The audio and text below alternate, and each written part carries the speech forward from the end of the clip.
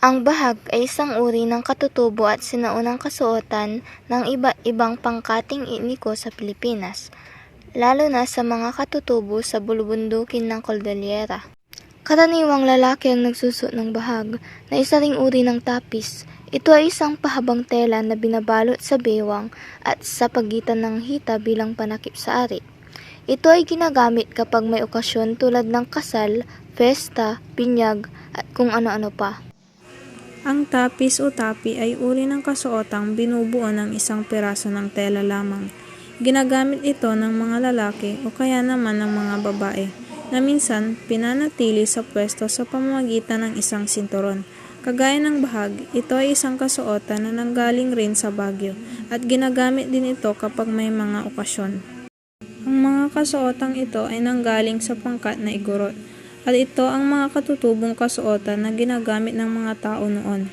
Ginagamit ito sa ritual, kasal, binyag at iba pang mga okasyon.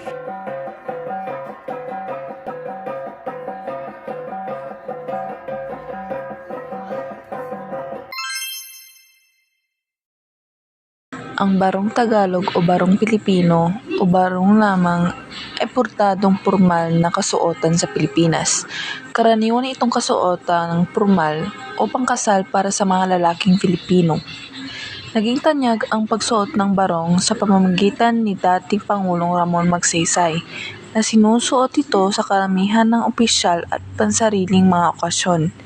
Kabilang na dito ang pagluklok sa kanya bilang Pangulo ng Pilipinas. Ang kasuotang Filipiniana ay isang modernong kasuotan na sinusuot sa henerasyong ito. Ito ay kasuotang gawa ng ating mga ninuno at dating kilala sa tawag na Maria Clara dress. Hango ito sa kilalang karakter na si Maria Clara sa Noli Me Tangere na akda ng bayaning si Dr. Jose Rizal. Kaya ito tinawag na Maria Clara dahil mayahalin tulad ito sa karakter ni Maria Clara sa libro na sumisimbolo sa kababaihang Pilipina, kahinhinan, katatagan at may tiwala sa sariling kakayahan. Ang pinakakilalang tradisyonal na kasuotan ng mga Maranao ay ang malong. Ito ay malaki, makulay na tela na isinusuot sa pamamagitan ng pagtatapis sa katawan.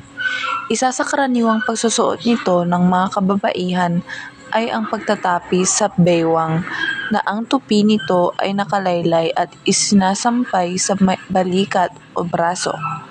May mga kababaihang isinusuot ang malong sa ibabaw ng kanilang blusa na ang tawag ay arbita. Ito ang ginagamit ding turban na tinatawag na kombong.